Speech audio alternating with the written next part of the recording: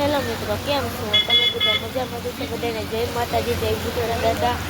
છે ને આજે હરેશના ઘરે જતા હતા ને એટલો વરસાદ આવે ને કે તમે જોઈ શકો છો. અમે આવી ગયા ચા પીવા હોટલ કા મોંમાં એટલો વરસાદ આવે કે ભૂકા કાઢી દીધા. અત્યારે વરસાદ ચાલુ છે જુઓ કે જેવો તેવો વરસાદ આવે છે. તમારા ગામમાં આવો વરસાદ હોય ને તો કમેન્ટ કરી દેજો.